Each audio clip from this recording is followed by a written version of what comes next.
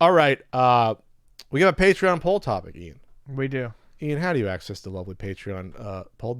Patreon.com/CU podcast. And where do we get there? We get an Ian writing once a week. Do some writings. I'm behind on the writing. I got to get one knocked out. My hand hasn't been on it. We put the full video podcast up there. I do a video hangout once a month. We might think about doing a YouTube subscription for the full video as well. Yeah, we'll look into that. I think there's something there. It'll be easier to get that to people that want it there. So our poll topic du jour of the week. In third place, wow, this was a blowout, and this isn't having one or two bad choices because the second and third place are about the same. Third place are the Marvel movies heading in the right direction, moving on from the A heroes to lesser known heroes, 16%. Second place at 17%, almost a tie. Do the Smash third-party characters encourage players trying their games?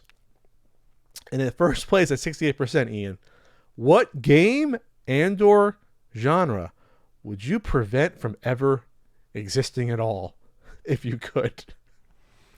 What would I... Phew, jeez Louise.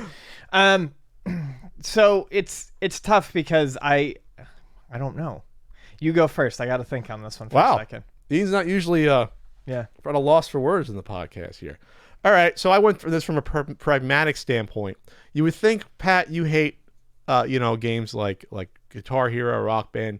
You should do your little Genie Wish, Genie plus Wish, Genie Wish, and get rid of it from existing. And it's like, no, it's harmless. I don't play them. They kind of died out on their own a little bit anyway. That's fine. It doesn't really harm me anymore. I have more of a pragmatic stance because my drug is strategy games, turn-based and real time, but turn-based like Civilization, Age of Empires, stuff like that I'm into. So for me, it's pragmatic. If those never existed, those are always like my drug. It's weird. That was actually where I was leaning because I can't be that negative, but it's like I'm trying to think of games that keep me, and something like Civilization, Civ shouldn't exist. Wow. Okay. That's like my favorite game.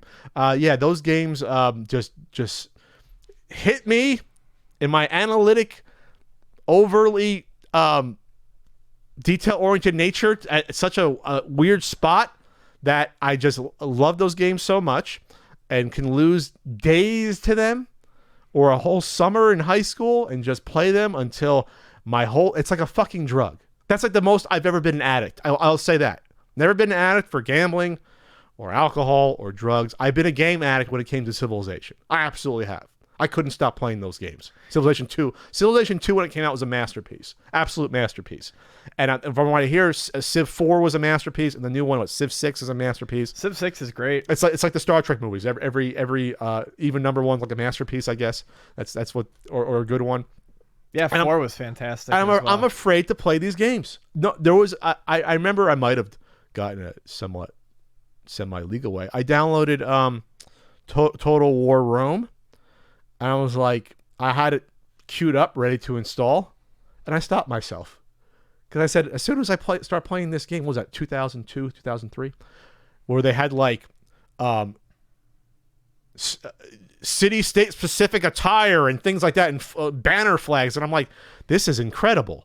I will never stop playing this game. As soon as I start playing it, I cannot play this game. I prevented myself from that first injection of Rome Total War. I never played it to this day because those are the type of games that I would never stop playing. And there's no other game I could say that I would never stop playing a game. Even RPGs, I'm like, when I was into RPG playing a little bit like Chrono Triggers, I'm like, yeah, I can stop at some point. And those games do stop. The problem with the strategy games is that you can keep playing them and replay them. You can play Civilization because it'll create all new worlds. Every game is different with Civilization. It's a fucking drug. Yeah. It's a drug to me. I can't get on a negative enough kick to like be like, oh, this genre that I generally don't like, I don't want it to exist anymore. Yeah. I mean, for me, like, you could get rid of MMOs and I wouldn't bat an eye. I like some online games. So I thought about that because that's a game that has ruined people's lives. It's true. So MMOs, but I also understand that they have been very useful for some people. Some people, yeah, sure. I mean, some people, it hasn't sealed them off from the world. It's given them exposure to the world. It's given them exposure to people. Some people got married from MMOs. So I think MMOs, that was going to be my initial response, but I just can't I can't sit here and pretend like there aren't good things about them. So yeah, I would have to go pragmatic as well, and I would have to go slightly more amusing than anything. And I would have to say, at least for my health, 2 games, if I could just eliminate them from ever existing, Civilization and Fire Pro Wrestling. I would get so much time back if Fire Pro Wrestling had never existed. However, I can't even give, because Fire Pro Wrestling really brought me and my one friend together for many, many years. But in terms of like games that I will just sit there and go one more and one more and one more, it's Fire Pro. Just like Civilization is going to give you a bunch of brand new worlds every time you play, it's just going to reshuffle that deck. Sure. When you have a good Fire Pro memory card, there's always one more stupid fucking matchup that you want to play out. I want to see Disco fight some random Japanese wrestler, Giant Saba or whatever, Giant Baba. Yeah, I want to do something like that. Let's do fucking Tugboat versus Jun Akiyama. I mean, it's just... It's like your version. Hey, it's like your version of the Saudis. I want my puppets to play, my little toys to play. Yeah, exactly. It's action figures. So, I don't know. Weird question. I'm just not in like one of those negative enough moods to like just rail on something. No, but I did think about MMOs, meaning you thought the same about this. My initial answer would probably be MMOs, personally, because it would never affect me. And yes, I mean, I've known a lot of people who had their lives just sucked away, but I know it's also been good for people. I'm not going to sit here and pretend like these games don't also do good things. Yeah, but I wish if it's like this is almost like trying to play God. If something's good for 10% of the people but more negative for 9%, do you still allow it to exist? All right, so I'll trash MMOs, but I'll leave certain, but that still will allow for things like Diablo, Phantasy Star Online, because they are not MMOs. They are online RPGs, but they are not massively multiplayer. So there's a more addictive quality to MMOs, obviously, with the clans and the guilds and time commitment. Because my sister's first husband was in a clan for World of Warcraft. We're talking 2004, 2005, when it was gigantic, when it first came out.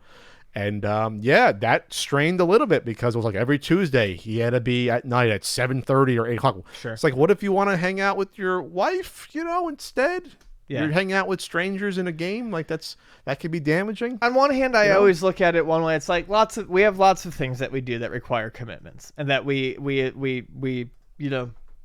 set the time aside for. Say you're taking piano lessons or you go to karate. Say, that might be every Wednesday at 8:30. I think it's okay to take something like a game that you enjoy and be like, okay, look, for the next foreseeable future, this is what I'm doing. Every Friday night, I'm playing this game with my friends at 6. But that's never how it goes with MMOs. It's never just Friday.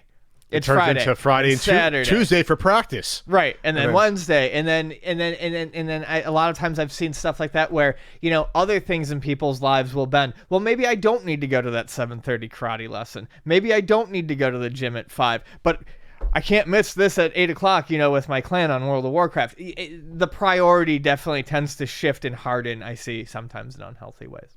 That's all. I'm not saying they're bad. I'm just saying that's my answer to that hypothetical. I want to get rid of platformers just to annoy everyone, because that's probably the most popular game genre. Historically, we'll just get rid of all platforms. We're gone. All right. Well, thanks for the question. CUPodcast.com. Oh, I screwed it up. Wow, Pat screwed it up. Mm-hmm. You sure did. Patreon.com/CUPodcast.